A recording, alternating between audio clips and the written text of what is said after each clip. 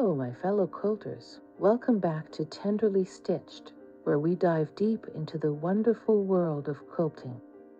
Today, we're going to embark into the realm of free motion quilting. If you've ever felt a bit intimidated by it, fear not, because I've got some fantastic techniques to share with you that'll have you free motion quilting like a pro in no time.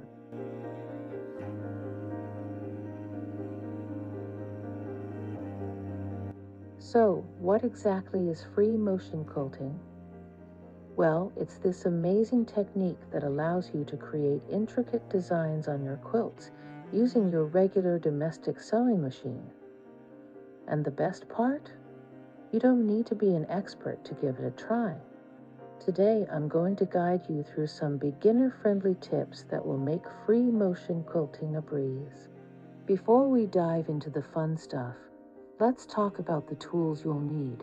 First up, quilting templates. These little gems can help you easily create designs, and they're surprisingly affordable, usually ranging from $10 to $20. Pair them with the right ruler foot for your sewing machine, and you're one step closer to finishing your quilt. But don't forget to install your ruler foot for your sewing machine. Trust me, it's critical. Have a look at the demo done at my quilt retreat, where every participant was gifted an exclusive Tenderly Stitched free motion quilting kit as a retreat treat to take home. It's an exciting perk meant to help you explore new and helpful notions as you continue your quilting adventures. One of the most fantastic things about using quilting templates is how they help you build muscle memory for creating consistent stitch lengths while experimenting with different quilting motifs.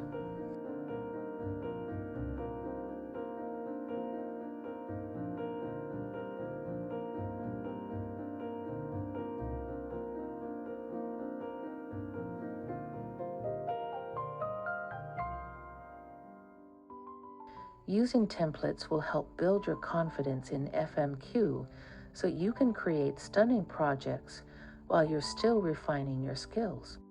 And here's the best part. By using these templates, you'll be able to finish your own quilts in a fraction of the time it would take with traditional quilting methods. Seriously, a twin-size quilt can be done in just 4 to 6 hours. That means you'll have more time to spend on other creative projects or, just binge watching your favorite quilting tutorials on YouTube. Now let's get into the details of free motion quilting. Follow these step-by-step instructions to kickstart your journey. It is advised to follow these steps on a practice piece first before you work on your actual project. This will ensure that you are warmed up and your machine's settings are correct. Also, you may want to practice a new design on a small project like a pillow, leftover quilt block, crib quilt, or lap quilt so you confirm you like it. This also gives you a chance to test it out with different thread weights and colors. Prepare your quilt sandwich. Start by assembling your quilt sandwich consisting of your quilt top, batting, and backing fabric. Ensure they are securely basted together to prevent shifting during quilting. Tip: use spray baste and pins to help the 3 layers from shifting while you work. Place the quilt sandwich in the hoop if your sewing machine has this feature, making sure it's evenly spread out and flat. You may also place a large piece of vinyl under your quilt to help it slide on the table as you work. Let's hear Tina's tip. The next thing I would say is, while you're learning and practicing, what are some of the things that can help you to get to that point? Well, you can get various stencils, and everything that's in front of you, Patrice, this whole thing. Yep, thank you. You can get all sorts of stencils with all sorts of designs, and literally use your pencils to mark them. You can use a pounce pad with these stencils here, and then start to just get familiar with doing designs and getting familiar with your machine while you're quilting. And that's all I did on those. It was all about practice, right? Selecting the quilting template. Take your time to choose the perfect quilting template for your design. Consider the motif you want to create and scale it to fit your quilt block. Tip: pick a design with a low to medium stitch density while learning. You can always add dense stitch later once your quilting is done. Once you've decided, place the chosen template on your quilt sandwich, ensuring it's positioned accurately and securely. Let's hear Tina's tip. The last thing I did not say, again, about muscle memory and, getting comfortable. You can get a dry eraser board. You can go to the dollar store, any way to get them. They're readily available. I suggest something of a reasonable size, say at least 12 inches by 12 inches kind of weight. I just brought my little one with me here.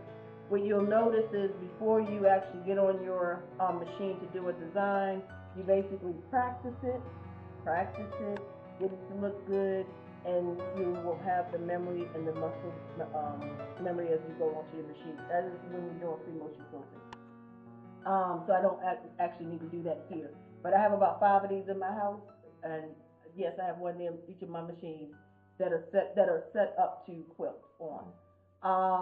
And it does work. And some teachers will teach you to take those clear sleeves for paper, and you can do it on that as well, and then wipe it off. Because if you print out the quilt motif, put it inside the sleeve, and then trace it, that teaches you as well, right? So this most of the stuff I do, I already know what it looks like. I don't need to trace it. I need to practice it on a blank canvas. But if I had to learn something, I do it that way. And then I practice it without the paper. And then, so you're building up your knowledge. Preparing your machine. Attach the ruler foot to your sewing machine. This specialized foot provides stability and allows for smooth movement while quilting. Adjust your machine settings for free motion quilting.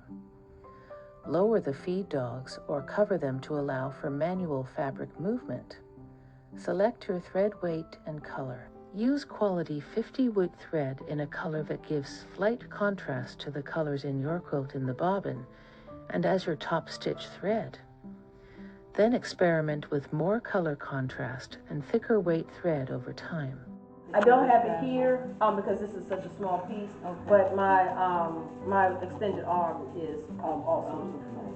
So also I don't have my gloves on, but so my feed dogs are down. My needle is sharp. My sandwich is not as pretty as y'all's sandwich because I just whipped this together real quick, but that's okay because I couldn't figure out where mine went.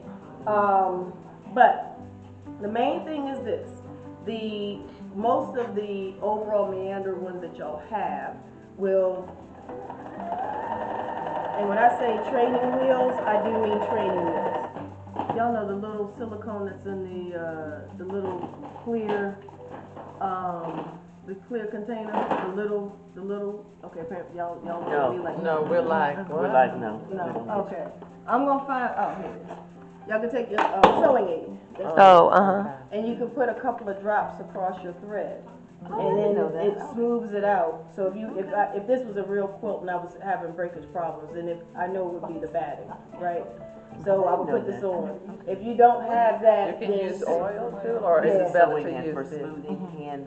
This is for smooth hand and sewing machine. You put it on the machine sewing. Okay, so you just drop it on your thread. And it won't mess up? What I mean mess up is stain the material. Nope. This is ideal for... Starting the quilting process. Begin quilting by guiding the quilt sandwich under the needle, moving it smoothly and steadily for consistent stitches. Tip: your needle will move faster than your hands. Start in the middle of the quilt and work your way out. This will minimize the amount of the quilt that is in the throat space. Place the ruler foot down and against the template. Follow the lines of the template. Take your time and maintain a consistent pace to ensure even stitching. As you quilt, periodically check that the fabric remains flat and taut to avoid puckering or wrinkling. Tip: periodically check the back of your quilt to ensure the layers did not shift while you were working. Alright, now it's in. Take that out. Away. What I'm trying to get to the end to show you is, if your machine, okay, I need this a little more faster than that. And I'm going to tell it to make sure I stop on my machine.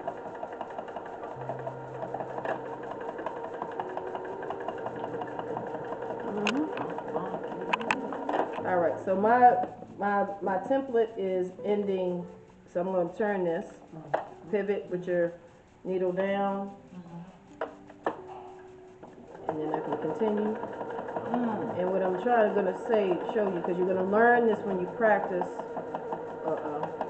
So I might need some of that sewing aid, because, well, I'm going to keep going, but I seem to be going too slow. I think I'm going too slow. So I'm going to pitch you up a little bit, because it's not catching. When you get to the point that you come to the end, the beautiful thing about these is you pivot. Now this satin makes it a little more difficult to pivot than, there we go, than regular cotton. But as you can see, I still was able to pivot.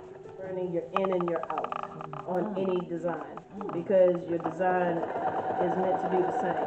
Now you get it, get it. It just need to be told who's the boss, that's all. I messed up there, so I'm going a little too fast probably, and because it wasn't able to catch. I saw a skip stitch. So, because your hands are going slower than the machine, so that your stitches are good. And I missed that one, so I'm going to go back. So I'm going to make sure that I do not do that again. There we go. And then you tip it. And then you flip it. And so if you can imagine, after you practice for a while and you run the full length of a quilt, or whichever direction you want to go first, you go and you go and you go. Now, if you go too consistently, you'll have perfect rows with whatever design. So you need to kind of move it a bit so that things flow and don't look too uniform. Experimenting with designs. Don't hesitate to explore different designs and motifs as you quilt. Free motion quilting offers endless creative possibilities. Feel free to mix and match patterns and add personal touches to make your quilt uniquely yours. I just wanted to see that you could do a run. Actually, I don't have another one that I did with a template, but anyway, you can do a run. You can do it fairly quickly. You just alter your template and you learn how to get consistent stitches along the way, and then you go from there. And these stitches are consistent. The red shows up every mistake, obviously. So yeah, like I said earlier, yeah, once I put this one in the wash, I'd like it. There you go. So how do you adjust your stitches to what? You drop your feed dogs, right? Drop my feed dogs. I'm still on, remember your stitch length is controlled by you now, because your feed dogs are not there. So it doesn't matter what your settings are up here. It's about your speed. You're the one that's setting your stitches. Now my machine has a speed control, high, medium, and low. With this material, I probably would have went low because I saw issues, and I would have just taken my time a little bit more, because that's what the skip stitches are telling me. I'm moving too fast. Refining your technique. Practice makes perfect. Take the time to refine your free motion quilting technique with each project. Experiment with varying stitch lengths, thread colors, and quilting densities to achieve different effects and textures. Let's hear Tina's tip. As well. On the bottom of your template, there appears to be something. Yes. So each of you have a strip of Handi Quilter grip. Yay. Oh, yes. That's Christmas. That's the best one I've ever been able to find. You can put it on your template the way you like. You can see that I put some extra dots on mine because the bits in the middle that have a little wiggle, you want them to actually grip a little bit. I could have used Handi gripper on the middle as well. I just would have needed to cut it. That right there is that secret sauce. It is. That's the honey That's right there. right there. Even on your regular rulers, your rulers won't move. So what is that called? Handi gripper. Okay. By Handi Quilter, it's good. You have a strip in your little template Awesome. that you can cut at your. Exactly. It feels like every board. It is good stuff. Once you put that on anything, that's butter right there. Now that you've got the hang of the basics, let's take a moment to appreciate how far you've come. From selecting your templates to mastering those intricate quilting motifs, you're well on your way to becoming a free motion quilting extraordinaire. But remember, like any skill, practice makes perfect, so don't be discouraged if you encounter a few bumps along the way. With each stitch, you're honing your craft and unleashing your creativity in ways you never thought possible. So, what are you waiting for? If you've ever dreamed of creating beautiful, one-of-a-kind quilts with your own two hands, then it's time to give free motion quilting a try. With the right tools and a little bit of practice, you'll be amazed at what you can accomplish. And remember, here on our channel, we're all about empowering you to unleash your creativity and make anything you set your mind to, even if you've never sung before. Well, that's all for today. I hope you enjoyed learning about free motion quilting as much as I enjoyed sharing it with you. If you found this video helpful, don't forget to give it a thumbs up and subscribe to our channel for more fun quilting content. If you want to see a variety of FMQ techniques on quilts, click this video. It will inspire you and introduce you to things you may want to try.